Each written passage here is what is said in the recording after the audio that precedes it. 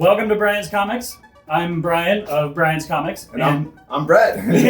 And we want to talk a little bit about the Eternals because it's on everybody's mind. The movie's coming out next month. A lot of people out there, they may not know a ton about the Eternals. I mean, everybody before had heard of Captain America or Iron Man or, not so much Guardians of the Galaxy, but these, I think, are the furthest reach into the Marvel basket of characters. And so we just want to give a little brief history and fun facts about them. So that way you can go into the movie a little prepared. Yeah, it's totally, like you made a good point. It's totally like they are scraping the bottom of the Marvel barrel at this point. I would never have think like this would get a movie. Like, like this, like, would you ever assume? Yeah. That's what I thought of Guardians of the Galaxy too, is when they said they were going to do the Talking Raccoon movie. I was like, okay. Right. But now it's like, this is like, even amongst comic book people, the Eternals aren't super well known and on the forefront, and so we kind of want to bring them up and talk about them a little bit. And their origin stories are very interesting because it's very in time with religion and as well as it is with evolution. So very few times in like storytelling that someone so boldly combines the two, that's what I really love about the writing of Jack Kirby, the author of the story and the illustrator. He's the one-man wrecking crew. The one-man show. Yeah, the one-man show, yeah. Yeah, so let's talk a little bit about Jack Kirby. Yeah, let's go with that. He co-created a ton of the Marvel characters that you know and love. Everybody thinks of Stan Lee as being Mr. Marvel. Well, Jack Kirby was right up there with him. Yeah. And on some levels, even excelled beyond him. Jack Kirby wanted to do some things with the character of Thor. Yes. And his universe. And they were planning on doing a Ragnarok storyline. And what Jack Kirby wanted to do was basically destroy all of Thor and Asgard and all of those characters and bring about kind of, for lack of a better term, new gods. New gods. New gods. and that actually ties into the story as well, because at the same time Jack was renegotiating a contract with Marvel, wasn't exactly happy with the way he was being treated, and went across the street over to DC Comics, where he was allowed to create the new gods and kind of play out the storyline that he wanted to do with the Asgardians. Well, and so we're talking about new gods. We're over at DC, and you're sitting there thinking, hey, isn't this a Marvel movie? Well, we're getting to that. Yes, yeah, that's right. Yeah, it's coming. So the sales on the new gods and the Forever People weren't exactly what DC had wanted, and they canceled the books, and Jack Kirby did not get to continue this story. So around about that time, he started talking with Marvel again to come back over. And so when he left DC after his 3-year contract had expired, he came back over to Marvel, and basically they gave him Captain America to kind of reinvent and reinvigorate. They gave him 2001, which we're going to talk about the adaptation of the movie, and they allowed him to create the Eternals, which would essentially finish out ideas he had for the new gods and the Forever People. One of the things about his new books is that they stressed that they wanted it to be part of the overall Marvel universe, but Jack kind of wanted to create the stuff in its own bubble. So when you read some of the early Eternals stuff, you don't see Iron Man flying in to help save the day. You don't see the Avengers assembling to help the Eternals. They kind of, like, especially for the first half a dozen issues, you don't see any other Marvel characters with the exception of a little glimpse of a reference to Ben Grimm. And it isn't actually until some of the later issues where Icarus ends up battling the Hulk.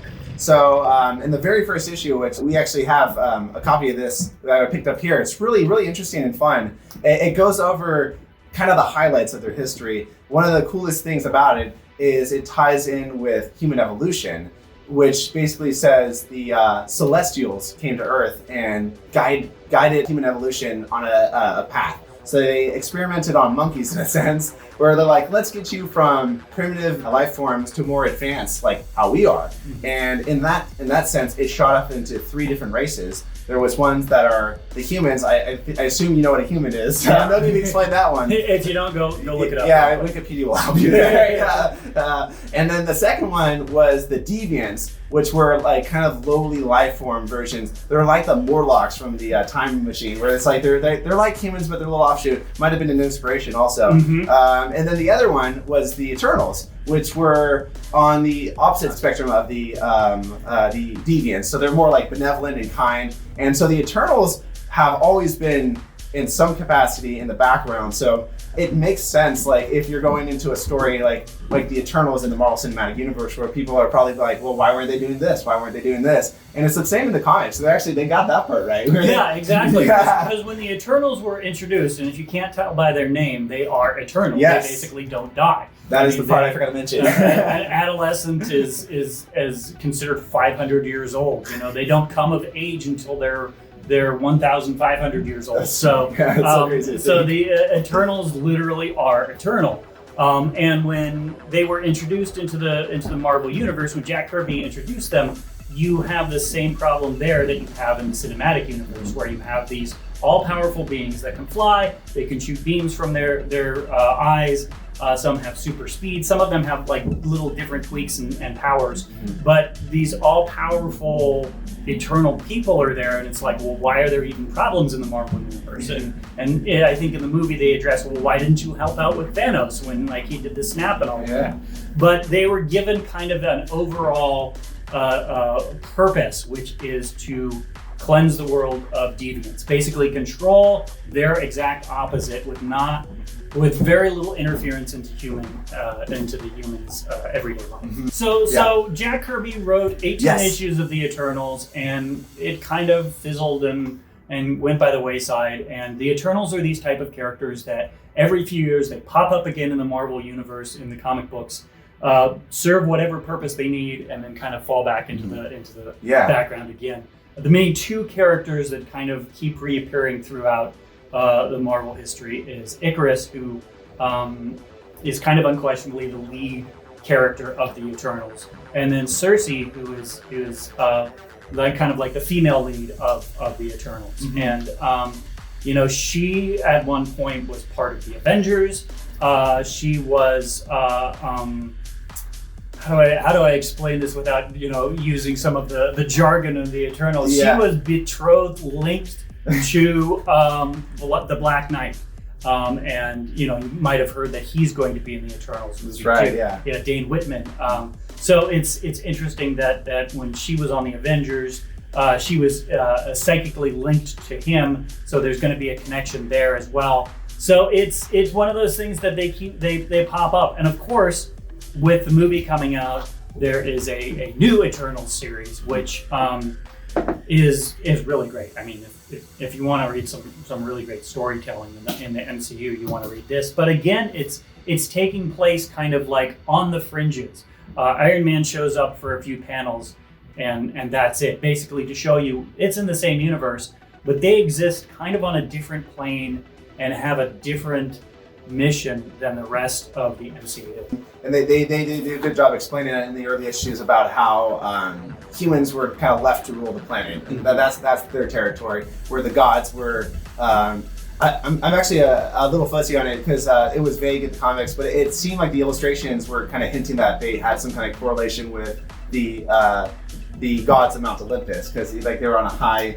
Are they? There's definitely very at some points even thinly veiled references to the god, different gods of Olympus. I mean, Olympia is one of the Eternal cities where they live. That's right. Yeah, that's a good point. There is an Eternal named Makkari, Makkari, and they even mentioned that humans have always mispronounced his name as Mercury, that he's super fast and all of that. So they tweak around with some of those things like that. The leader of the Eternals is Zurus, which looks very close to Zeus. I mean, it's in the Marvel universe you have you have the Nordic gods in Thor and Asgard and all of that. You have Zeus. Yeah. Hercules was actually a member of the Avengers. It's true. You have Thor and Hercules on a team together. That's pretty cool. Yeah, exactly. That's really awesome combo. So I think like this is kind of like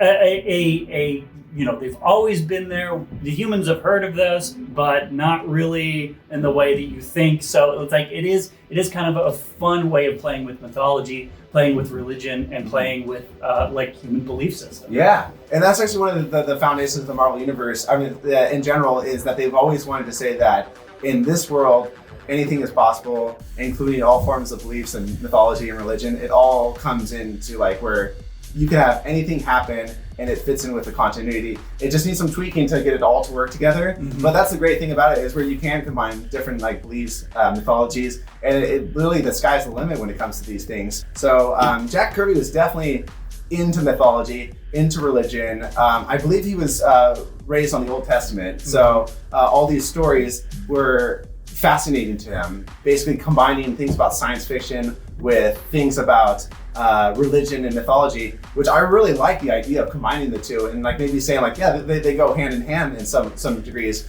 even to a point where in the Eternals, you actually see that the bird that guided Noah's Ark to land was in fact the character. It's so funny to think. It's just like, that is like wild. It almost reminds me of the Star Trek episode, The Cure for Methuselah, with yes, where the Da Vinci guy. I was Da Vinci. I was like, I don't remember if it was Beethoven, but he was pretty much, or maybe like Mozart, but he was he was part of history from the get-go. Yeah, like linchpin along. Yeah, and it's kind of like that's how the Eternals are in a sense, that where it's like they've been here for all history and we just don't know. And then the other their enemies, the Deviants, have also been here in some capacity, but they were maybe misinterpreted as myth and legends. Like maybe they were interpreted as some kind of demons from like mythology instead of actually the Deviants. And speaking of gods, let's talk a little bit about the Celestials. The Celestials are who created the Eternals. They basically came down millions of years ago, tweaked with the evolutionary process, and created 3 separate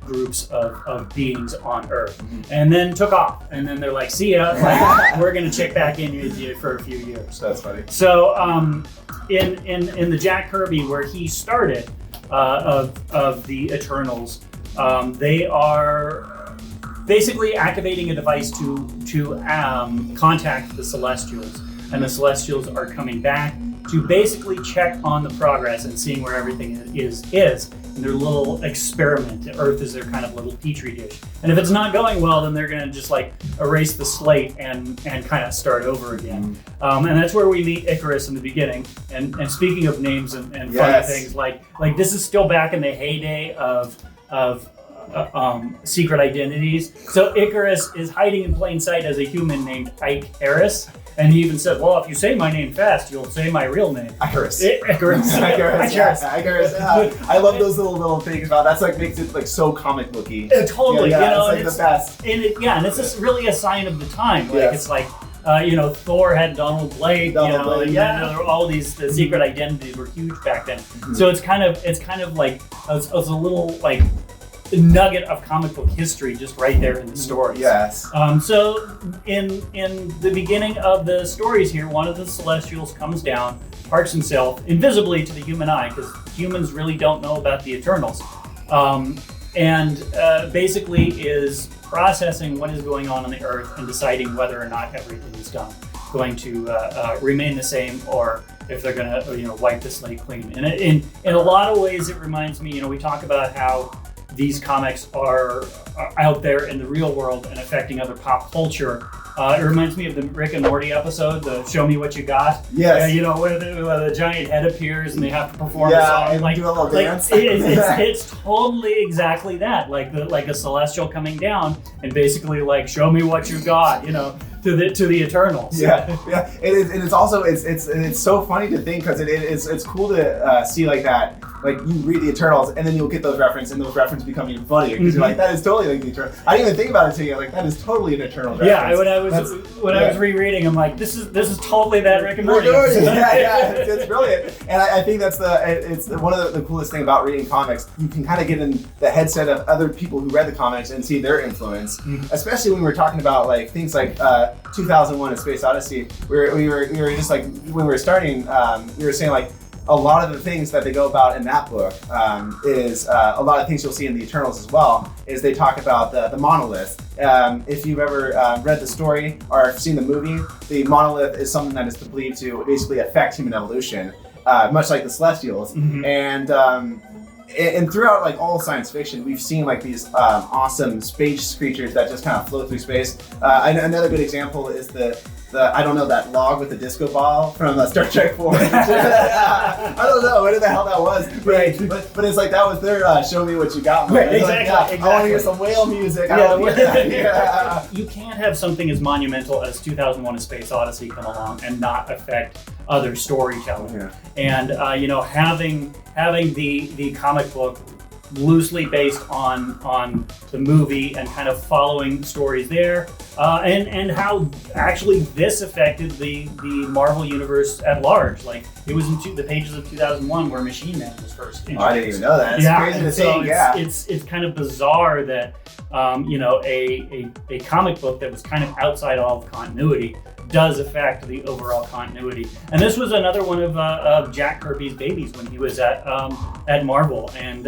it didn't last super long. It kind of lasted around the same length as the Eternals. Oh yeah. And I really wish I wish they would reprint some of this in in a lot of these collections. But I know that the rights fall not only under Arthur C. Clarke, but Stanley Kubrick. And then I guess the roundup, I guess we could say, are there any recommendations for like good entry points for the Eternals for someone who wants to get into this? Well, they have nicely packaged the Jack Kirby, the complete collection of the Eternals, and this is the 18 issues that he wrote and drew for the Eternals. If you want to get into like the hardcore, like origin beginning of the Eternals, I highly recommend this book from put out from Marvel Comics. If you're looking for something that's a little more modern, a little more up to date, Kieran Gillen and Esad Ribic have been writing and drawing a series, and I can't think of two better people in the comic book world right now to be doing a book than the two of them. This brings it more into a modern era. But I feel like you can get more out of this if you start with the fundamentals. So I would honestly say start with the Eternals. If you've never read any Jack Kirby before, like dive deeper into some of this stuff. Yeah, 100%. I think we summed up all we could about the Eternals. And the last thing I'll say is I hope you all are influenced to maybe even come down here, say hi. Yeah, come on down, say hi. If you have any other questions about the Eternals, like, feel free to ask. I hope we didn't make it a little more confusing, but we're super excited for this, and we can't wait to share some of these books with you as well. And in our defense, it is pretty confusing a lot of times. It's a lot to take in. But yeah, thank you all for watching, and we'll see you next time. Thanks so much. Hey.